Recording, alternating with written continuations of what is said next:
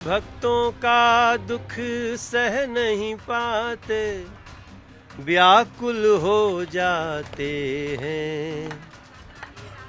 हाथ पकड़ के भव सागर से पार लगाते हैं। सच्चे मन से श्रद्धा से जब भक्त बुलाते हैं, गोविंद चले आते हैं, गोपाल चले आते हैं, गोविंद चले आते हैं, गोपाल चले आते हैं। तो हम इस वक्त मौजूद हैं दिल्ली के सांसद, सुपरस्टार राजनेता, गायक जिन्होंने 5000 से ज्यादा गाने गाए हैं, मनोज तिवारी के आवास पर, जहां पर राधा रानी की छठी के दिन छठी मनाई गई और एक राधा कृष्ण का विग्रह जो है उनके आवास पर रखा गया। भजन संध्या हुई, तमाम लोगों ने गाना गाए, उन्होंने खुद ने गाना गाया। लेकिन यहाँ पर आप देख सकते हैं कि किस तरीके से उन्होंने गाना गाया। लेकिन यहाँ पर जो विग्रह था, उस विग्रह की एक अलग ही कहानी थी। देखिए, मनोज जी यहाँ पर मौजूद हैं। छठी आज यहाँ पर मनाई गई राधा रानी की, और एक विग्रह हमने देखा कि आपके आवास पर रखा हुआ है। उसकी कुछ दिलचस्प कहानी भी आप सुना रहे थे। हमारे दर्शक जानना चाहते हैं कि आज छठी के दिन सबसे पहले आप राधा रानी को किस तरीके से याद करते हैं, और उस विग्रह की कहानी एक बार फिर से हमारे दर्शक जानना चाहते हैं कि आखिर क्या रही वो घटना। देखिए, वैसे तो हम लोग बहुत वैज्ञानिक सोचते हैं, लेकिन कभी कभी कुछ ऐसी बातें होती हैं जहां हम कुछ और सोचने को मजबूर हो जाते हैं। वो मूर्ति आप देखिएगा, मूर्ति का एक बेस बना हुआ है। मूर्ति पर एक दो खंभे हैं जो दोनों ऊपर जाके यूं मिलते हैं, और उसमें घंटी लटका हुआ है। और वहां राधा जी और कृष्ण जी की वो जो मनोहारी मूर्ति, और बड़ी सुंदर प्यारी मूर्ति उस पे रखी हुई है। सिर्फ उसमें पहले से ज्वाइंट नहीं है, राधा जी की और कृष्ण जी की। तो हमको कोई दे के गया, और जिस दिन जो भी दिया है मैं उस दिन नहीं था, तो रख के चला गया। तो एक तो बहुत भारी है। एक बार सोचने में आता है कौन इतना बड़ा मूर्ति दिया, और अभी तक वो सामने नहीं आया है। अच्छा, आपको नहीं पता कौन दे के चला गया? हाँ, मुझे नहीं पता कौन दे के गया है। अब मैं सबसे बोल रहा हूँ ताकि उसको पता चले कि वो बताए कि हमने दिया है। खैर, तो फिर सुन रहे होंगे ये हाँ, प्रोग्राम भी देख रहे बिल्कुल होंगे। बिल्कुल। हमारे घर पे जो राधा कृष्ण जी की मूर्ति दे के गए हैं, वो बड़ी इकट्ठे और एक मंदिर नुमा बेस पे, तो सामने वहां पे टेबल रहता था, वहीं रख के चले गए। अच्छा, घर वाले भी कहते थे, कोई आए थे सफेद पैंट शर्ट पहन के आए थे, और वो ऐसा करके चले गए।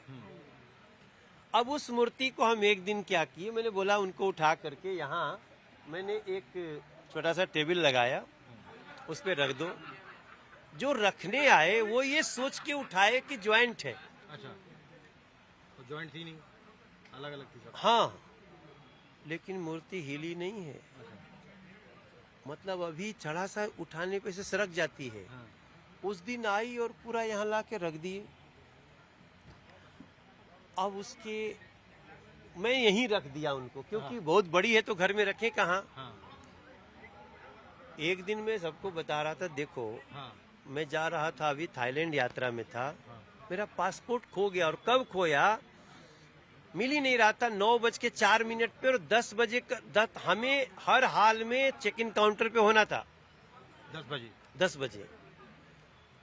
और वो जो हम लोग 45 मिनट जो परेशान हुए हैं, जो हमारी पत्नी रोने लगी, मेरी बिटिया जाके वो घंटी बजाई, और हमारा पासपोर्ट राधा कृष्ण के मंदिर के ऊपर है। हाँ, हमने देखा, अभी हमने विग्रह देखा।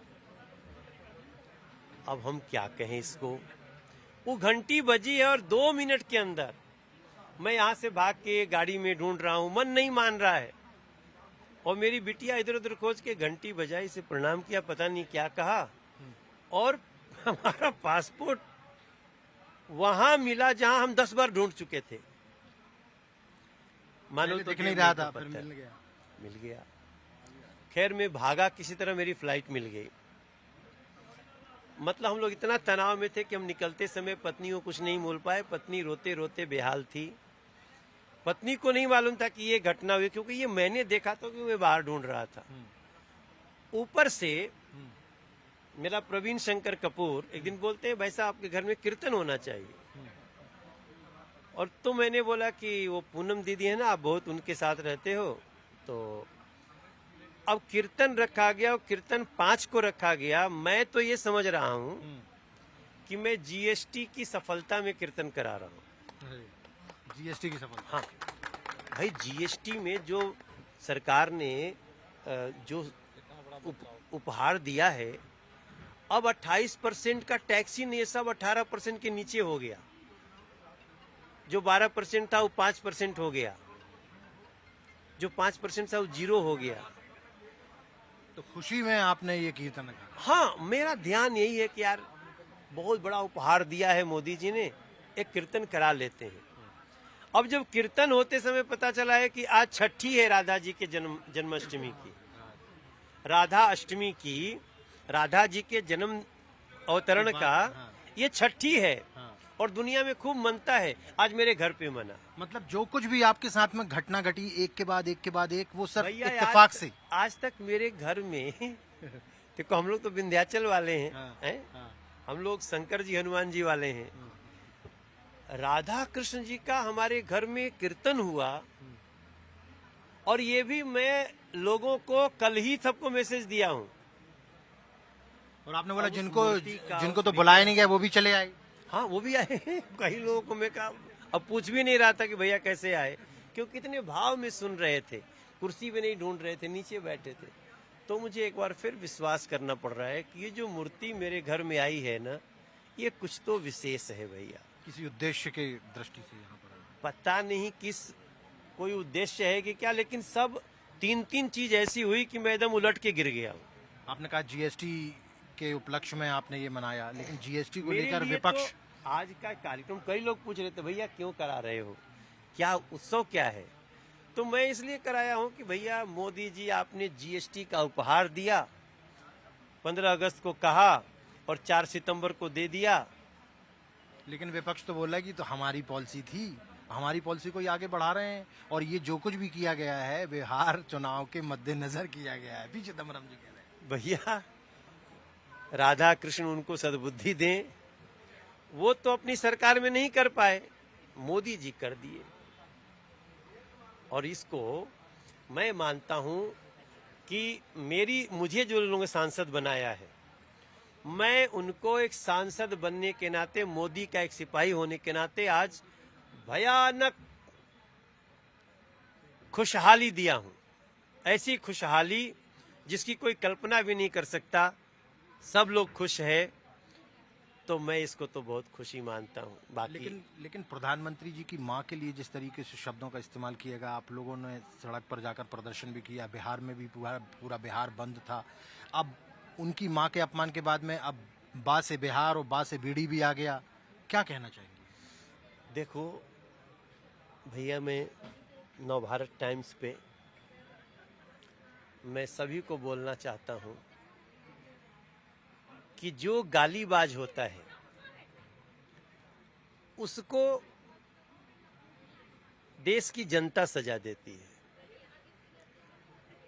हम तो राधा कृष्ण के उपासना में, भक्ति में आज लीन हैं, और भगवान भी देखता ही है।